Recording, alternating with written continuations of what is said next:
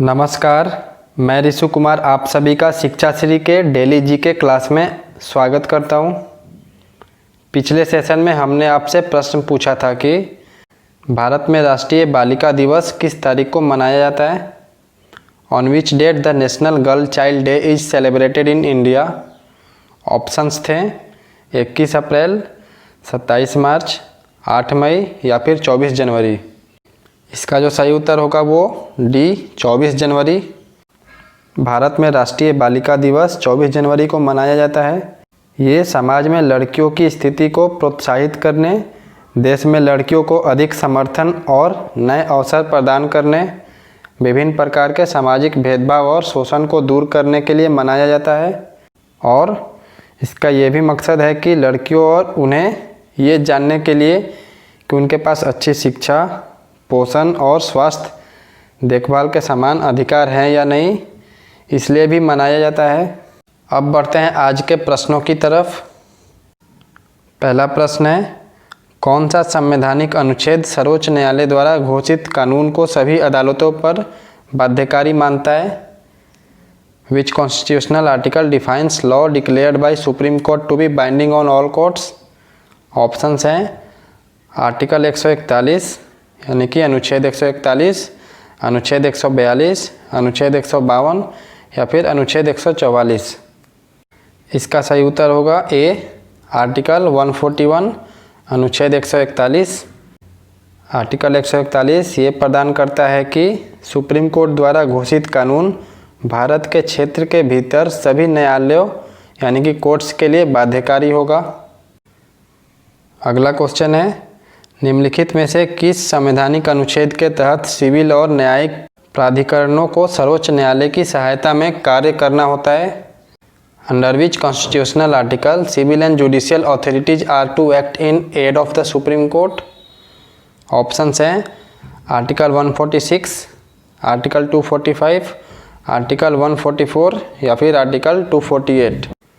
इसका जो सही उत्तर होगा वो सी आर्टिकल 144 अनुच्छेद 144 के तहत सिविल और न्यायिक प्राधिकरण सर्वोच्च न्यायालय की सहायता के लिए कार्य करते हैं। और अनुच्छेद 144 में प्रावधान है कि नागरिक और न्यायिक प्राधिकरण सर्वोच्च न्यायालय की सहायता में कार्य करेंगे। अगला क्वेश्चन है, सर्वोच्च न्यायालय के न्यायाधीशों किसके द्वारा नियुक्त किए जाते हैं। द जजेज of the supreme Court are appointed by. Options हैं भारत के प्रधानमंत्री, सुप्रीम कोर्ट के मुख्य न्यायाधीश, भारतीय संसद या फिर भारत के राष्ट्रपति। इसका जो सही उत्तर होगा वो डी भारत के राष्ट्रपति, प्रेसिडेंट ऑफ इंडिया के द्वारा। सर्वोच्च न्यायालय के न्यायाधीशों की नियुक्ति राष्ट्रपति के द्वारा होती है और ये उच्चतम न्यायालय और उच्च न्यायालयों के न्यायाधीशों के परामर्श से होते हैं। अगला क्वेश्चन है, सुभाष चंद्र बोस का जन्म किस वर्ष में हुआ था। ऑप्शन है 1787, 1897, 1891 या फिर 1889। इसका सही उत्तर होगा बी 1897। सुभाष चंद्र बोस का जन्म 23 जनवरी 1897 को हुआ था। और कहाँ पर? कटक में। इनको हम लोग नेताजी के नाम से भी जानते हैं।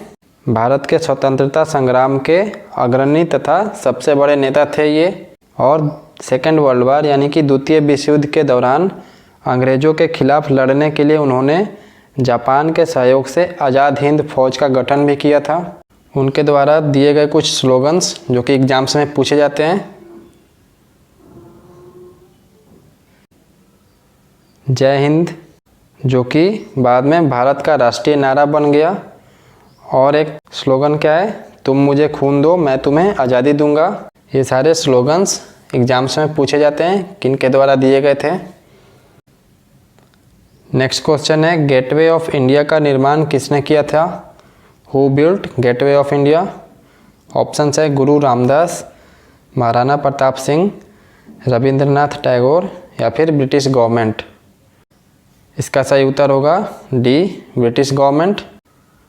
ब्रिटिश सरकार गेटवे ऑफ इंडिया का निर्माण कराया था और ये किंग जॉर्ज पंचम और क्वीन मैरी की मुंबई यात्रा के स्मरण के लिए एक विजयी मेहराब के रूप में बनाया गया था।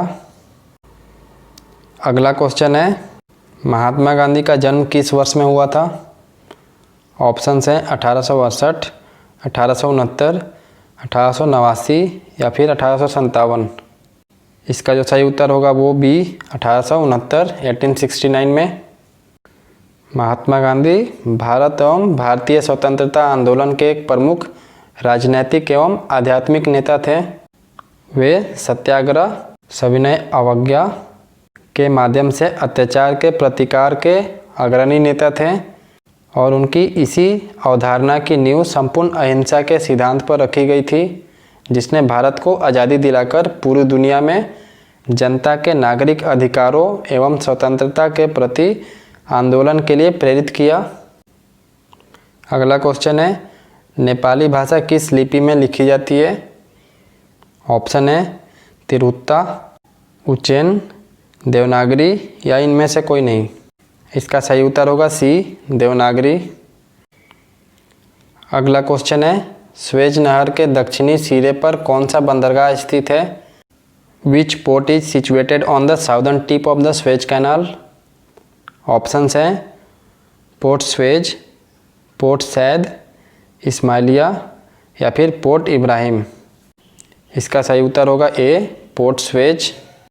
स्वेज नहर मिस्र में एक कृत्रिम समुद्र स्तरीय जलमार्ग है जो भूमध्य सागर को लाल सागर यानी कि रेड सी से जोड़ता है और ये निर्माण के 10 साल बाद 17 नवंबर 1869 को खोला गया था। और इससे क्या फ़ायदा होता है कि जितने भी जहाज़ होते हैं वो अफ्रीका के आसपास नेविगेट किए बिना यूरोप और दक्षिण एशिया के बीच यात्रा करने में सहूलियत करता है। और पोर्ट स्वेज स्वेज नहर के दक्षिणी सिरे पर स्थित है। अगला है, स्थलीय जीवन रूपों को जीवन प्रक्रियाओं के लिए डैश जल की आवश्यकता होती है। Terrestrial life forms require dash water for life processes. Options हैं सलीन यानी कि खारा, फ्रेश, सॉल्ट या फिर सावर। इसका जो सही उत्तर होगा वो बी फ्रेश वाटर की ज़रूरत होती है टेरेस्ट्रियल लाइफ फॉर्म्स को लाइफ प्रोसेस करने के लिए, क्योंकि उनके शरीर जो सॉल्ट होते हैं, लवणों होते हैं, उनकी उच्च मात्रा को सहन नहीं कर सकते हैं। इसलिए उन्हें सेलुलर प्रतिक्रियाओं जैसी जीवन प्रक्रियाओं के लिए फ्रेश वाटर यानी कि ताज़े पानी की आवश्यकता होती है। और आज का लास्ट क्वेश्चन, उसके बाद आपके लिए अभ्यास प्रश्न जो कि आपको कमेंट सेक्शन में बताना है। लास्ट क्वेश्चन है, loess plateau is situated in. Loess पठार कहाँ पर स्थित है? ऑप्शंस है मलेशिया, चीन, थाईलैंड या फिर उत्तर कोरिया। इसका जो सही उत्तर होगा वो बी होगा चीन। इसे हुआंगटू पठार के रूप में भी जाना जाता है और ये वेई नदी घाटी और मध्य चीन में येलो नदी के ओडस लूप के दक्षिणी भाग के आसपास स्थित है।